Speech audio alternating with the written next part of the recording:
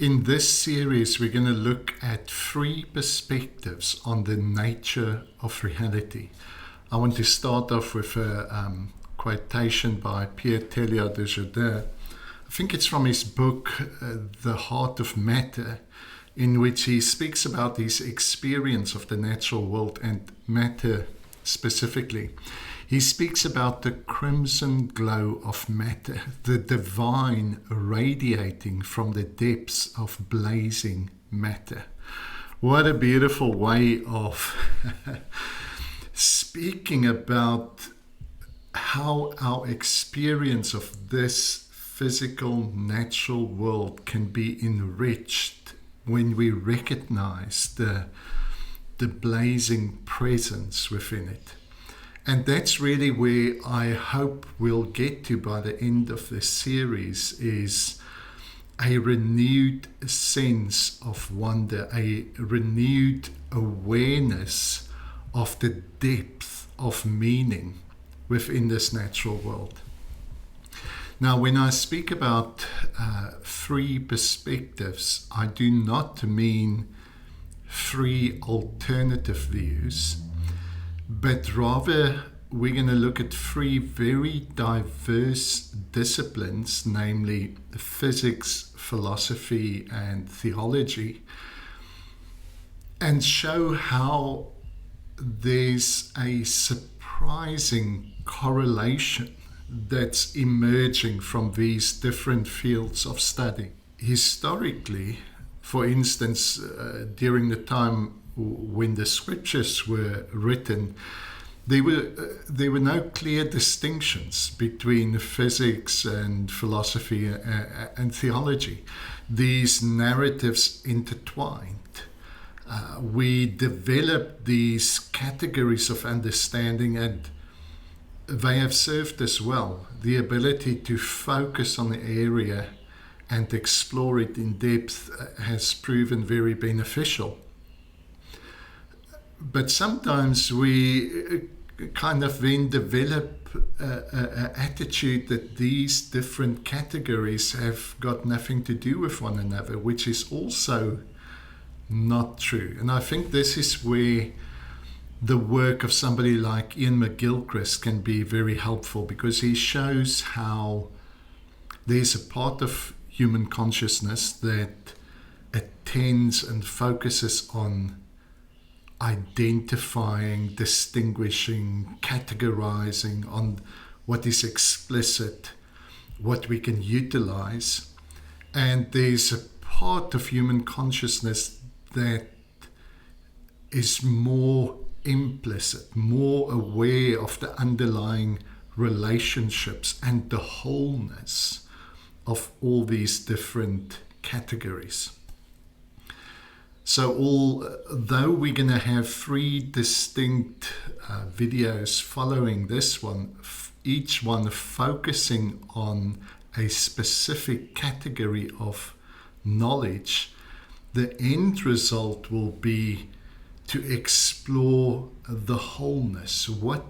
How do they all inform us on the nature of reality?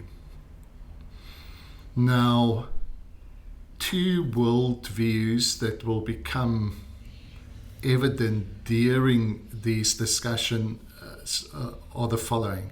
Firstly, materialistic reductionism, and that's the idea that our reality can be reduced to tiny parts of matter that clumps together, acts upon one another in predictable mechanical ways. We're going to show from each one of those perspectives that view is no longer viable. The second worldview that I think many from a religious background will be familiar with will be this idea that we live in a dualistic world. Now, dualism is one of those words that has been overused in so many different contexts. What I mean by that within the context of this series is the idea that our world have got two different kinds of reality. A material reality, and within religious language, a spiritual reality. Within physics and philosophy, they would probably use the word consciousness as something very similar to what we speak of when we say spirit within a theological context.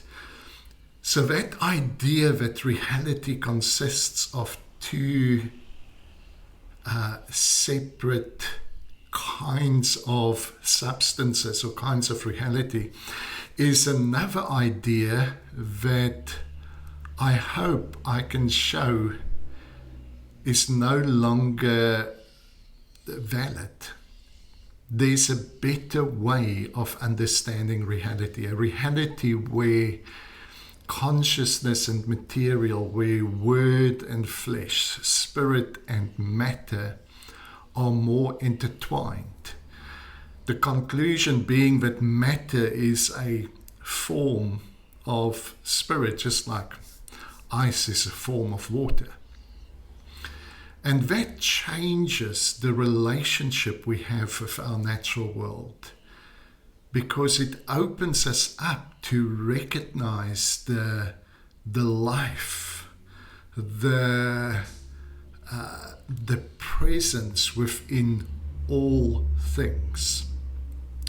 So I'm excited about this series. The next one will focus on physics, specifically quantum field theory, which is kind of the best and most successful theory that physics has produced. And let me give you an overview. We'll go into the detail in the videos, but the overview is basically that no matter how closely we zoom into our material world, we cannot find small building blocks or particles. In fact, it wasn't possible to formulate quantum field theory without a reference to consciousness. That's quite amazing. So we're going to look at the developments within that discipline and that field, and the conclusion will be this: that relationships are the most fundamental building block of our universe. Then in the video after that, we're going to look at some fascinating philosophical perspectives. And again, the conclusion we are working towards is how fundamental relational movements are in the construction of our world.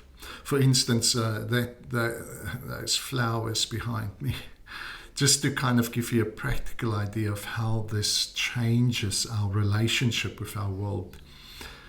From a materialistic reductionist point of view, I can look at those flowers and say they are made of these kind of molecules and it consists of this kind of structure.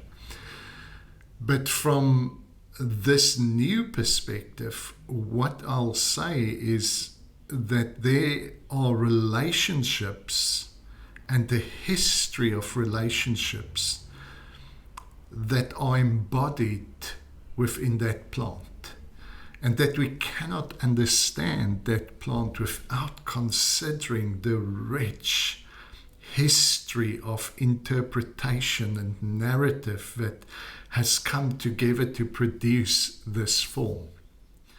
Then the last perspective that we'll consider is from a theological or spiritual point of view. And again, there are such amazing texts which we have often undervalued. I'm thinking of the portion in Colossians that speaks about Christ as the one in whom all things consists. Humans have always had this intuitive understanding of the wholeness of our world, and it is that awareness that awakens in us an appreciation for what is sacred, what is divine within existence. And we'll probably do a final version in which we kind of bring all those ideas together.